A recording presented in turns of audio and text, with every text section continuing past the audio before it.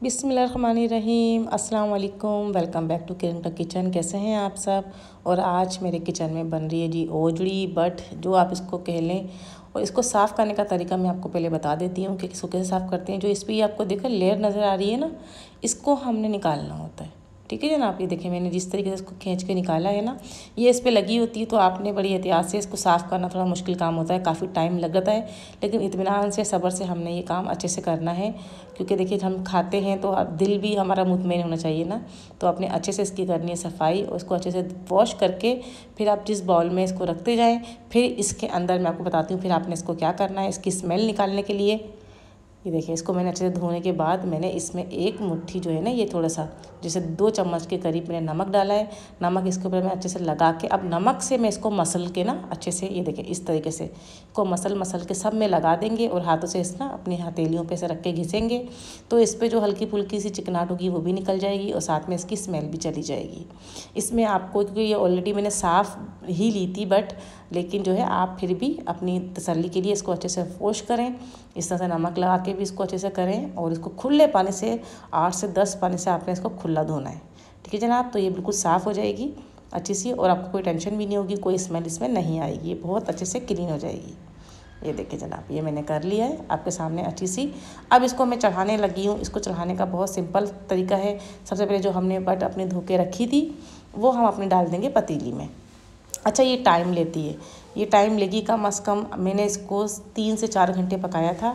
आपने भी, क्योंकि ये गलने में टाइम लेती है, और जितनी अच्छी ये गली हुई होती है उतना अच्छा टेस्ट आता है इसका। ठीक है जी, मैंने सारी बट अपनी पतीली में रख दी है।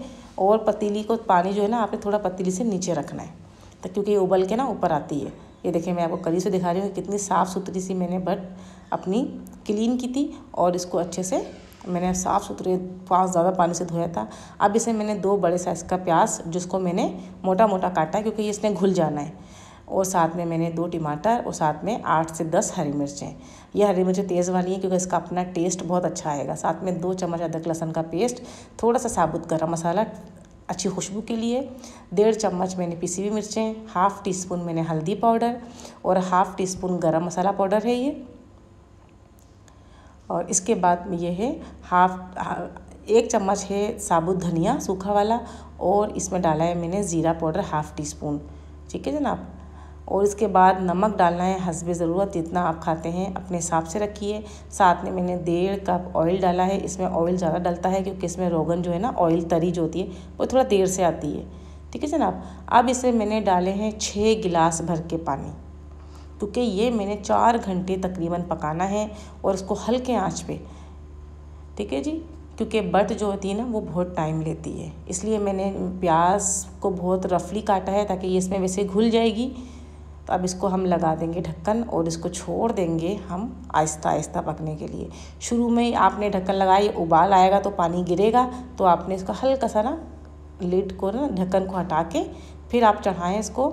और आप देख लें कितना मैंने ये अपना चूल्हे की जो फ्लेम रखी है वो कितनी स्लो है।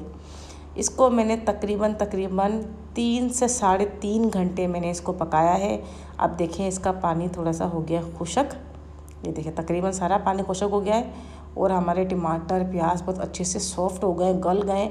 बस अब करनी है हमने इसकी भुनाई, और हमने भुनाई करनी है इसकी खड़े खड़े।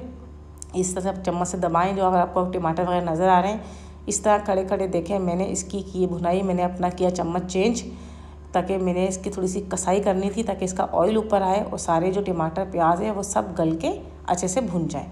ये देखें जनाब, इसकी मुझे भुनाई करने में 10 मिनट लग गए थे, और मैंने इसको ढक्कन नहीं लगाया, ढक्कन के बगैर ही मैंने इसकी भुनाई की। और अब एंड में मैं इसमें डालूँगी कसूरी मेथी, 1.5 चम्मच के करीब हाथों से मसल के आप डाल दें। और जो इसको आखिरी में 4 चांद लगाएगी ये है सोया। ये हरा धनिया की तरह होती है, लेकिन इसकी खुशबू ऐसी होती है कि किसी भी खाने में डालें ना, इसकी खुशबू इस से पूरा घर महकेगा। इतनी प्यारी खुशबू होती है सोया की।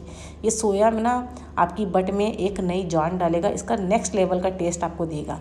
तो ये बिल्कुल भी स्किप नहीं करनी, ये आपने डाल के अब इसको हम थोड़ा चलाएँगे, क्योंकि बस इसको डाल के हमने बंद कर देना है चूल्हा अपना, क्योंकि ये ज़्यादा इसको हमने पकाना नहीं है। इसकी खुशबू जो है ना हमारी बट में रहनी चाहिए, बरकरार रहनी चाहिए।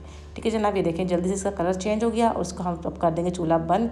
अब इसको करूँगी मैं अपनी प्लेट में निकाल रही हूँ आपके सामने। देखें कितनी मज़े वाली हमारी जो बट हुई है वो बन के रेडी हुई है। ये देखें होप यू आपको वीडियो पसंद आई होगी, आप भी ट्राई कीजिएगा, मुझे फीडबैक दीजिए कि आपको कैसी लगी।